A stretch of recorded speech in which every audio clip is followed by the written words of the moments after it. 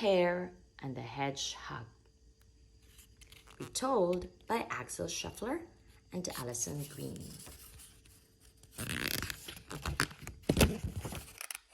It was a beautiful summer's day, and the whole world was in a good mood. Hedgehog sat in his neat little garden whistling a tune. Not everyone liked his whistling, but Hedgehog didn't mind. He got his children all washed and dressed and was ready to trot down to the field to check on his turnips.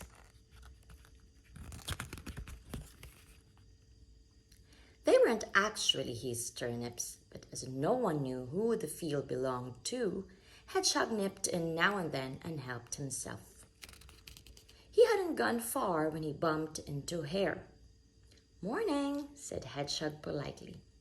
Hare looked him up and down snootily. "Where are you off to?" he sneered. "I'm going for a walk," said Hedgehog. "A walk with those little legs?" laughed Hare. Hedgehog was rather upset. He did have little legs, but he was very happy with them. "I suppose you think your legs are better than mine?" he said. "I should think so," snorted Hare. Hedgehog was so cross he blurted out, "Then why don't we run a race? I bet you my little legs will beat your great long ones." "Sure," laughed Hare. "Let's start right now. I can't wait to tell the whole world about the silly little hedgehog who thought he could beat a hare." Oh no, what had Hedgehog done? He'd landed himself in a pickle, and no mistake. "Hang on," he squeaked. "I haven't had breakfast yet.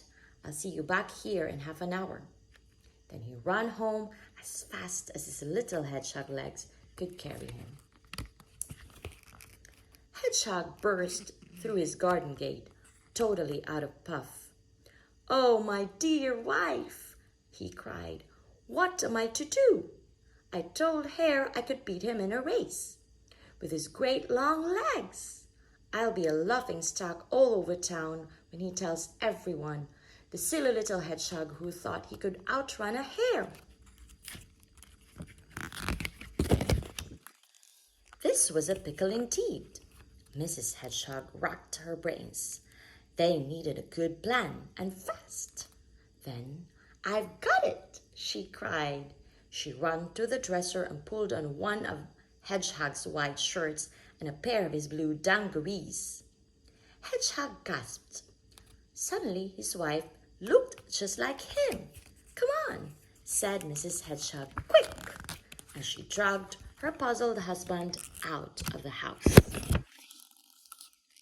As they trotted to the turnip field, Mrs. Hedgehog ran through her plan. "Listen carefully," she said.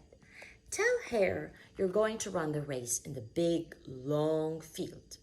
He'll run in one furry and you'll run in another. Start at the top of the field and I'll hide at the bottom of the field. When Hare gets close, I'll jump up and shout, 'Beat you!' Hare will think that I'm you and that you've run the whole way. Got it?" Hedgehog scratched his head. "Got it," he said, though he wasn't sure he had. When they arrived at the field, Mrs. Hedgehog hid behind a bush down at the bottom.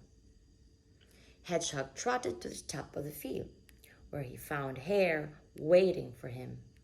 He was dressed in his trendy running gear and was hopping about impatiently. "Ready?" said Hare, gazing up at the clouds as if Hedgehog wasn't even there. "Ready," said Hedgehog, trying to sound more confident than he felt. They lined up at the start, and Hare made a great show of waggling his little tail about like a proper runner. Then Hedgehog squeaked, "1, 2, 3, go!" and Hare shot off down the field like a cannonball. Hedgehog trotted behind for a few steps, then dropped to the ground and crouched down in his furrow. When Hare arrived at the bottom of the field, Mrs. Hedgehog popped up and shouted, "Beat you!" Hare was amazed. "Race you back to the start," he snapped, and he bounded back at top speed. Hare ran so fast his floppy ears streamed out behind him. But just before he reached the top of the field, up popped Hedgehog calling, "Beat you again!"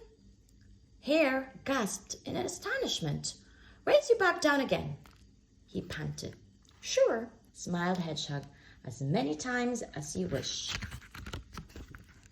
Hare ran up and down that field 74 times. But every single time he approached the finishing line, up popped a calm little hedgehog crying, "Beat you!" Poor silly Hare!